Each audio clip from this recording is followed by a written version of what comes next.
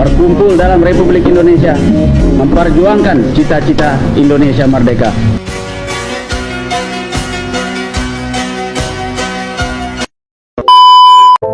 Muhammad Hatta lahir di Bukit Tinggi pada 12 Agustus 1902 dengan nama lengkap Muhammad Attar.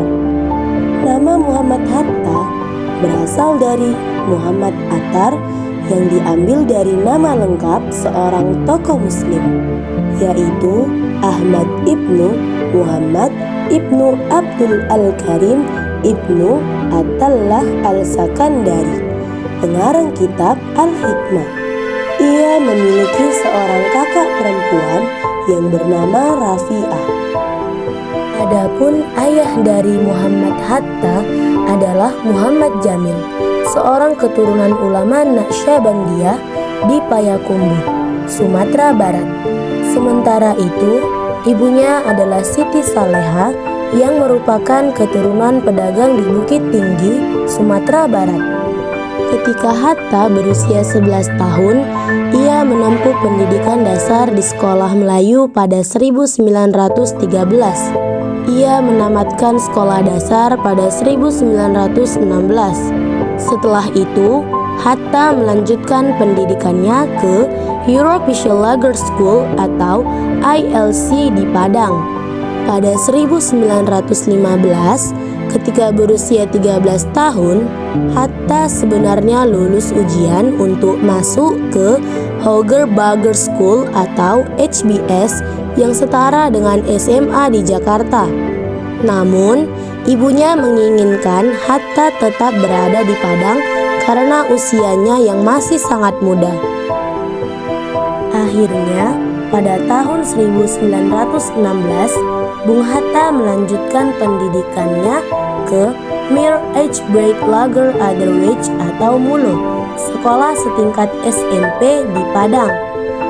Semasa menempuh jenjang pendidikan di sekolah menengah di Padang, Hatta telah aktif dalam organisasi pergerakan. Ia bergabung dengan Jong Sumatera Nenbon dan menjabat sebagai bendahara. Pada usia tahun 1919, saat usianya 17 tahun, Hatta lulus dari sekolah menengah dengan hasil yang sangat baik. Setelah kelulusannya tersebut, beliau berangkat ke Batavia untuk melanjutkan studi di Sekolah Tinggi Dagang Prince Hendrik School.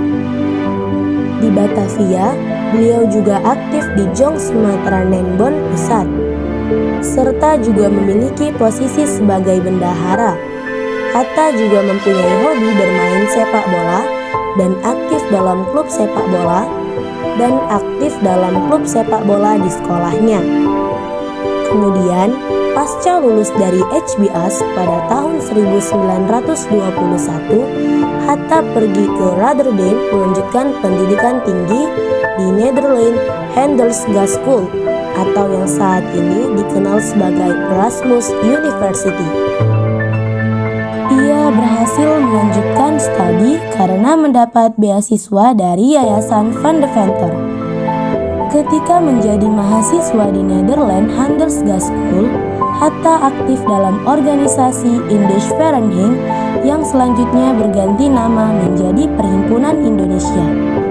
Muhammad Hatta selanjutnya menyelesaikan pendidikannya di Belanda pada tahun 1932. Muhammad Hatta kembali ke Indonesia pada 1932.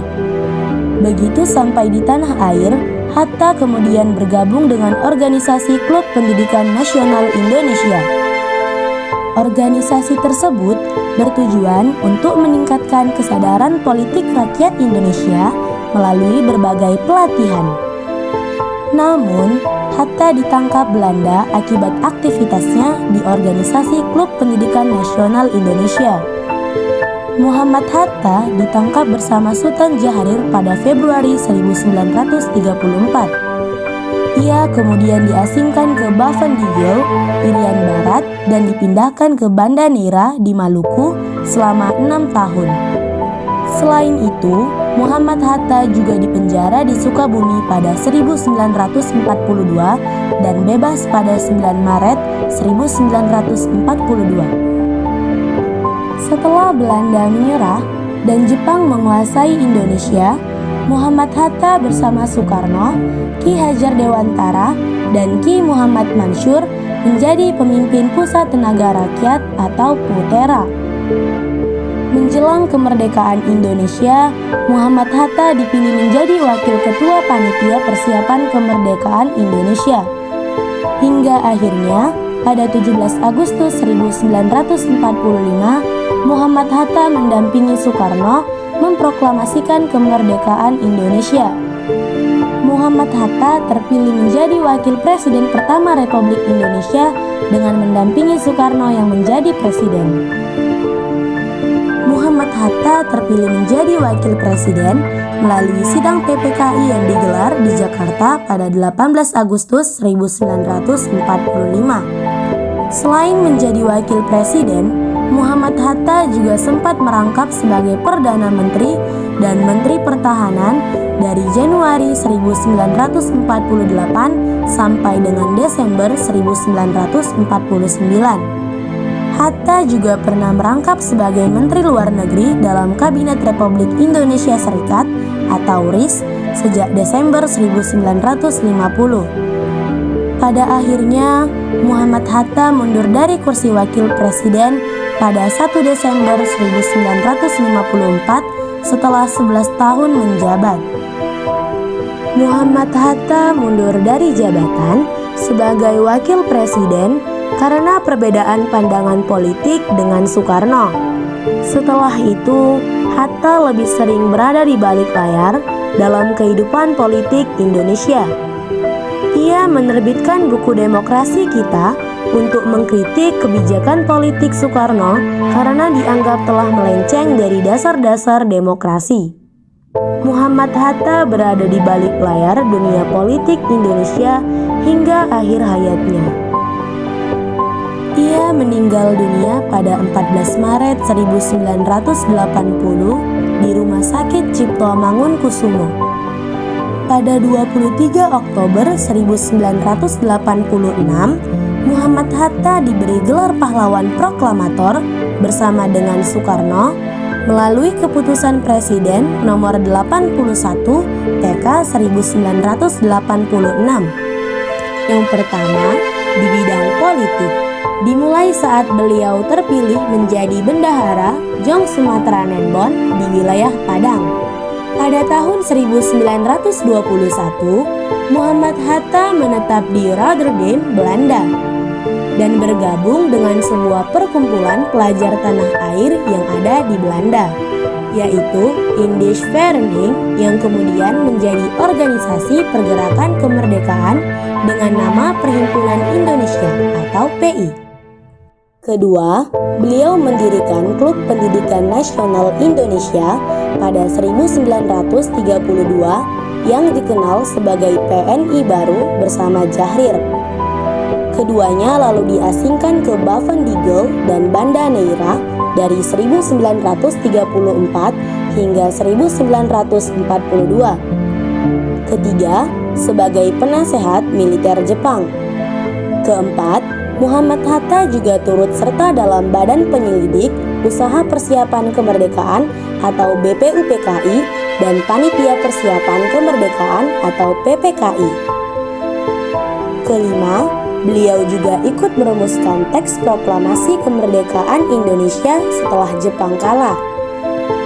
Keenam, setelah Republik Indonesia berdiri, Muhammad Hatta diangkat menjadi Wakil Presiden 1945 hingga 1956. Beliau juga sempat merangkap Perdana Menteri tahun 1948 hingga 1950. Pesan dari Dr. Handus Muhammad Hatta. Pertama, kurang cerdas dapat diperbaiki dengan belajar, kurang cakap dapat dihilangkan dengan pengalaman. Namun, tidak jujur itu sulit untuk diperbaiki. Kedua, kematian adalah yang terakhir dalam waktu, tetapi sekaligus yang awal dari kekalahan. Ketiga, membaca tanpa merenungkan adalah bagaikan makan tanpa dicerna. Keempat, pahlawan yang setia itu berkorban, bukan buat dikenal namanya, tetapi semata-mata membela cita-cita. Kelima, janganlah engkau memberiku 1000 orang tua yang tak punya harapan, tapi berilah aku 10 pemuda yang bersemangat. Niscaya aku akan mampu mengubah dunia. Dan yang keenam, tak masalah jika aku harus dipenjara, namun aku ingin dipenjara bersama buku, karena dengan buku aku menjadi bebas.